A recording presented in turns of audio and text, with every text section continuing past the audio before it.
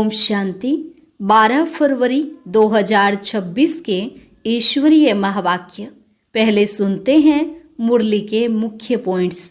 बाबा ने कहा, बच्चे इस एक जन्म के लिए पावन बनो तो मैं तुमको स्वर्ग का मालिक बनाऊंगा। क्या सिर्फ इस एक जन्म के लिए विष पीना नहीं छोड़ सकते? बाप बच्चों को अमृत पिलाकर अमर बनाते हैं, लेकिन फिर भी कई बच्चे पवित्र नहीं बनते हैं। विष बिगर, सिगरेट शराब बिगर रह नहीं सकते। फिर बाबा ने कहा, तुम सब काम चिता पर बैठ कब्र दाखिल हो गए थे। अभी सबकी कयामत का समय है। बाप आए हैं अमृत वर्षा कर तुमको जगाने और साथ ले जाने। अभी तुम्हें कांटे से फूल बनना है। यह सच्ची सत्यनारायण की कथा सुनकर तुम अमरलोक में चले जाएंगे। लास्ट में बाबा ने कहा, यह बाप तुमको सारे विश्व का राज्य भाग्य देने आए हैं।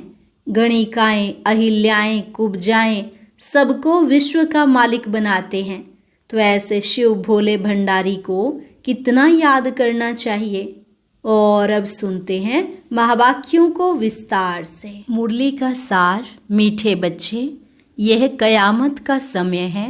रावण ने सबको कब्र दाखिल कर दिया है।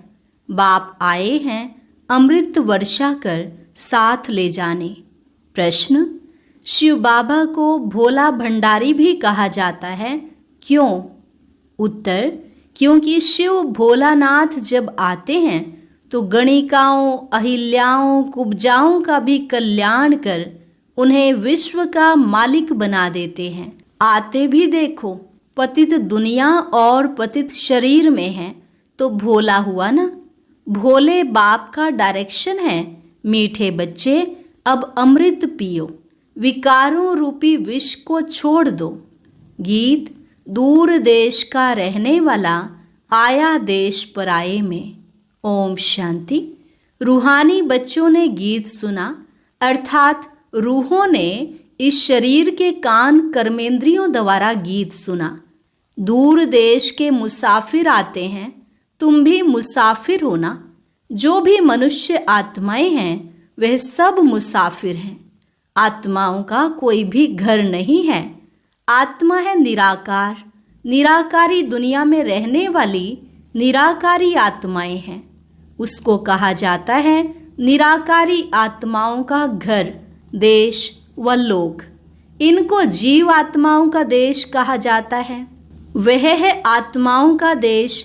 फिर आत्माएं यहाँ आकर शरीर में जब प्रवेश करती हैं तो निराकार से साकार बन जाती हैं। ऐसे नहीं कि आत्मा का कोई रूप नहीं है, रूप भी जरूर है, नाम भी है। इतनी छोटी आत्मा कितना पार्ट बजाती है इस शरीर द्वारा। हर एक आत्मा में पार्ट बजाने का कितना रिकॉर्ड भरा हुआ है। रिकॉर्ड एक बार भर जाता है, फिर कितना बारी भी रिपीट करो वही चलेगा। वैसे आत्मा भी इस शरीर के अंदर रिकॉर्ड है, जिसमें 84 जन्मों का पार्ट भरा हुआ है। जैसे बाप निराकार है, वैसे आत्मा भी निराकार है। कहाँ कहाँ शास्त्रों में लिख दिया है वह नाम रूप से न्यारा है, परंतु नाम रूप से न्यारी कोई वस्तु होती नहीं। आकाश भी पोलार है, नाम तो है ना आकाश। बिगर नाम कोई चीज होती नहीं। मनुष्य कहते हैं परम पिता परमात्मा। अब दूर देश में तो सब आत्माएं रहती हैं। यह साकार देश है। इसमें भी दो का राज्य चलता है, राम राज्य और रावण राज्य। आधा कल्प है राम राज्य, आधा कल्प है रावण राज्य। बाप कभी बच्चों के लिए दुख का राज्य थोड़े ही बनाएंगे। कहते हैं ईश्वर ही दुख सुख देते हैं। बाप समझाते हैं, मैं कभी बच्चों को दुख नहीं देता हूँ। मेरा नाम ही है दुख हरता सुख करता। यह मनुष्यों की भूल है। ईश्वर कभी दुख नहीं देंगे। इस समय है ही दुख धाम। आधा कल्प रावण राज्य में दुख ही दुख मिलता है, सुख की रत्ती नहीं। सुख धाम में फिर दुख होता ही नहीं। बाप स्वर्ग की रचना रचते हैं। अभी तुम हो संगम पर। इनको नई दुनिया तो कोई भी नहीं कहेंगे। नई दुनिया का नाम ही है सतयुग। वही फिर पुरानी होती है तो उनको कलयुग कहा जाता है। नई चीज अच्छी और पुरानी चीज खराब दिखाई देती है तो पुरानी चीज को खलास किया जाता है। मनुष्य विष को ही सुख समझते हैं। गाया भी जाता है, अमृत छोड़ विष काहे को खाए। फिर कहते तेरे भाने सर्व का भला। आप जो आकर करेंगे उससे भला ही होगा, नहीं तो रावण राज्य में मनुष्य बुरा काम ही करेंगे। यह तो अब बच्चों को पता पड़ा है कि गुरु नानक को 500 वर्ष हुए, फिर कब आएंगे? तो कहेंगे उनकी आत्मा तो ज्योति ज्योत समा गई, आएंगे फिर कैसे? तुम कहेंगे आज से 4500 वर्ष बाद फिर गुरु नानक जी आएंगे। तुम्हारी बुद्धि में सारे वर्ल्ड की हिस्ट्री ज्योग्राफी चक्र लगाती रहती है। इस समय सब तमो प्रधान हैं। इनको कयामत का समय कहा जाता है। सभी मनुष्य जैसे कि मरे पड़े हैं, सबकी ज्योति उझाई हुई है। बाप आते हैं सबको जगाने। बच्चे जो काम चिता पर बैठ भस्म हो गए हैं, उन्हों को अमृत वर्षा से जगाए साथ ले जाएंगे। माया रावण ने काम चिता पर बिठाए कब्र दाखिल कर दिया है, सभी सो गए हैं। अब बाप ज्ञान अमृत पिलाते हैं। अब ज्ञान अमृत कहाँ और वह पानी कहाँ? सिख लोगों का बड़ा दिन होता है तो बड़े धूमधाम से तालाब को साफ करते हैं, मिट्टी निकालते हैं। इसलिए नाम ही रखा है अमृतसर, अमृत का तालाब। गुरु नानक जी ने भी बाप की महिमा की है।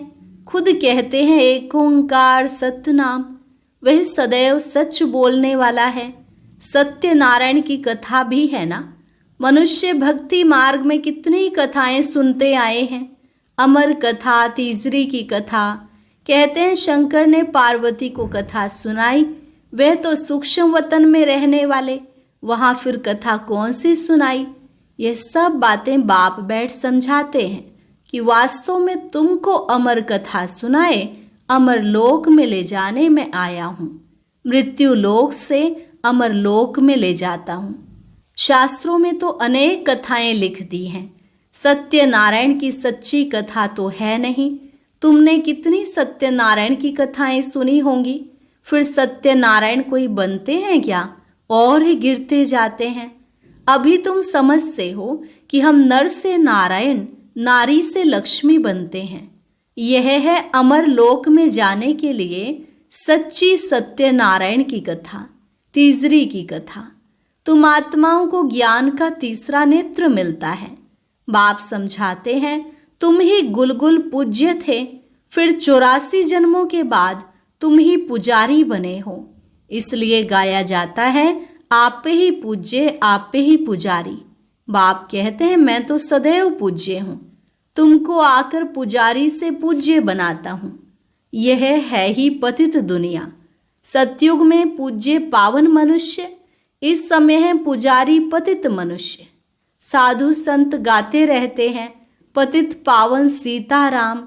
यह अक्षर है राइट, सब सीताएं ब्राइड्स हैं। कहते हैं हे राम आकर हमको पावन बनाओ। सब भक्तियां पुकारती हैं, आत्मा पुकारती है हे राम। गांधी जी भी गीता सुनाकर पूरी करते थे तो कहते थे हे पतित पावन सीताराम। अभी तुम जानते हो गीता कोई श्री कृष्ण ने नहीं सुनाई है। बाबा कहते हैं ओपिनियन लेते रहो कि ईश्वर सर्वव्यापी नहीं है। गीता का भगवान शिव है, ना कि श्री कृष्ण। पहले तो पूछो कि गीता का भगवान किसको कहा जाता है? भगवान निराकार को कहेंगे, व साकार को। श्री कृष्ण तो है साकार, शिव है निराकार। वह सिर्फ इस तन का लोन लेते हैं, बाकी माता के गर्भ से जन्म नहीं लेते हैं। शिव को शरीर है नहीं। यहाँ इस मनुष्य लोक में स्थूल शरीर है। बाप आकर सच्ची सत्यनारायण की कथा सुनाते हैं। बाप की महिमा है पतित पावन। सर्व का सद्गति दाता, सर्व का लिबरेटर, दुख हरता सुख करता। अच्छा, सुख कहाँ होता है? यहाँ नहीं हो सकता। सुख मिलेगा दूसरे जन्म में, जब पुरानी दुनिया खत्म हो और स्वर्ग की स्थापना हो जाएगी। अच्छा, लिबरेट किससे करते हैं? रावण के दुख से। यह तो दुख धाम है ना। अच्छा, फिर गाइड भी बनते हैं। यह शरीर तो यहाँ खत्म हो जाते हैं, बाकी आत्माओं को ले जाते हैं। पहले साजन फिर सजनी जाती है। वह है अविनाशी सलोना साजन, सबको दुख से छुड़ाए, पवित्र बनाए, घर ले जाते हैं। शादी कर जब आते हैं तो पहले होता है घोट, पति, पिछाड़ी में ब्राइड पत्नी रहती है, फिर बारात होती है। अब तुम्हारी माला भी ऐसी है। ऊपर में शिव बाबा फूल, उसे नमस्कार करेंगे, फिर युगल दाना ब्रह्मा सरस्वती, फिर हो तुम जो बाबा के मददगार बनते हो। फूल शिव बाबा की याद से ही सूर्यवंशी विष्णु की माला बने हो। ब्रह्मा सरस्वती सो लक्ष्मी नारायण बनते हैं, लक्ष्मी नारायण सो ब्रह्मा सरस्वती बनते हैं। इन्होंने मेहनत की है तब पूजे जाते हैं। कोई को पता नहीं है कि माला क्या चीज़ है, ऐसे ही माला फेरते रहते हैं। 16,108 की भी माला होती है, बड़े बड़े मंदिरों में रखी होती है। फिर कोई कहाँ से खींचेंगे। बाबा बॉम्बे में लक्ष्मी नारायण के मंदिर में जाते थे, माला जाकर फेरते थे, राम राम जपते थे, क्योंकि फूल एक ही बाप है ना। फूल को ही राम राम कहते हैं।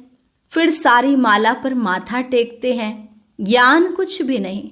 पादरी भी हाथ में माला फेरते रहते हैं।